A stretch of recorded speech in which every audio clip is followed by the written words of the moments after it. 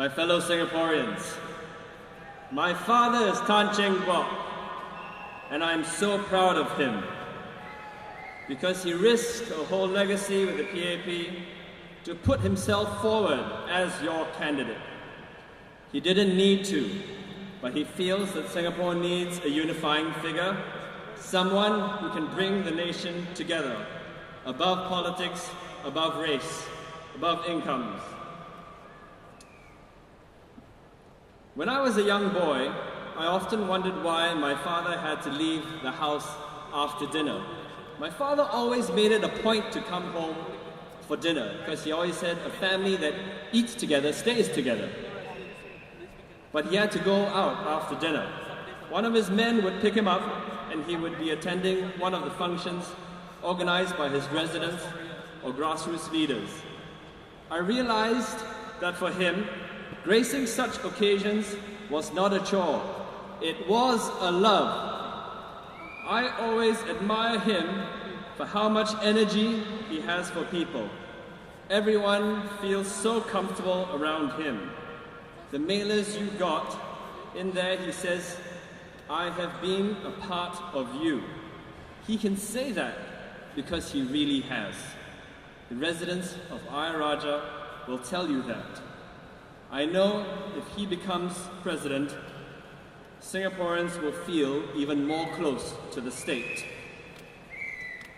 I feel that being a genuine people person is something many of us have left out as the quality for the president. We talk of finance experience, diplomatic experience, and all this kind of high-level stuff.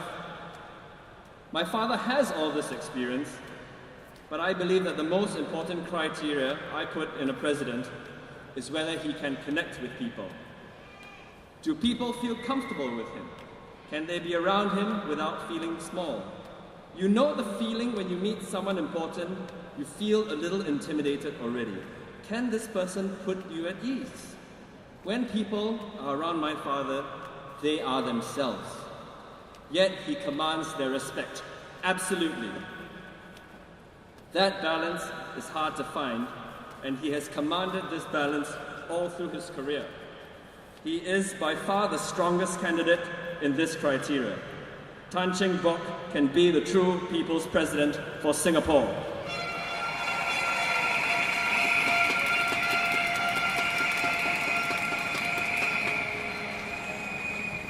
I now want to talk a little bit about his corporate career.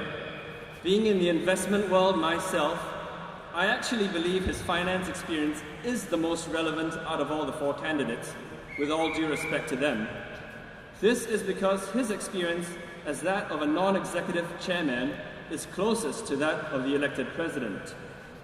The role of a non-executive chairman is to ask tough questions whenever the CEO wants to do something major, like buy a company or make a major investment that might dip into the company's cash reserves.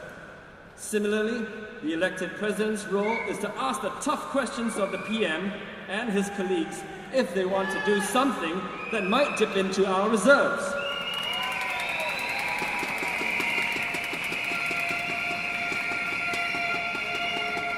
You see, my dad has been doing this kind of job in a smaller scale for 20 years.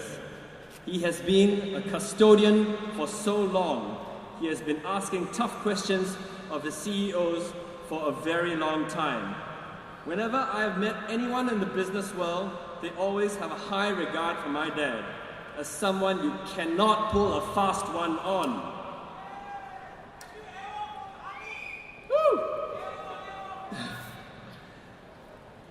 Otherwise, why do you think he was invited to be on the board of ING Asia Private Bank?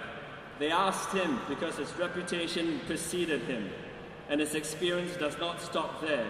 He has been in custodian roles at so many places, at Chuan Hub, PCI, CDL, H REIT, Judging International, ING, and a stat board like LTA.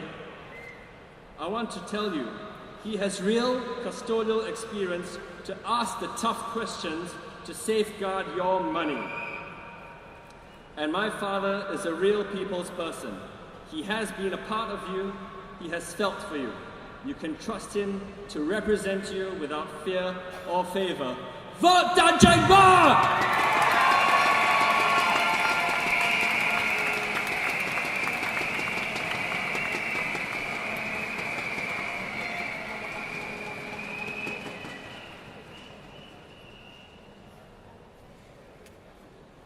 Our second last speaker for tonight is Philip Law, who is also the press secretary for Dr. Tan's presidential campaign.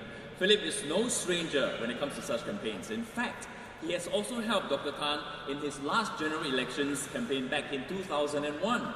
Philip tells me that there's one thing that he has learned from Dr. Tan, and that is, stay true to yourself. Philip, come and tell us about Dr. Tan.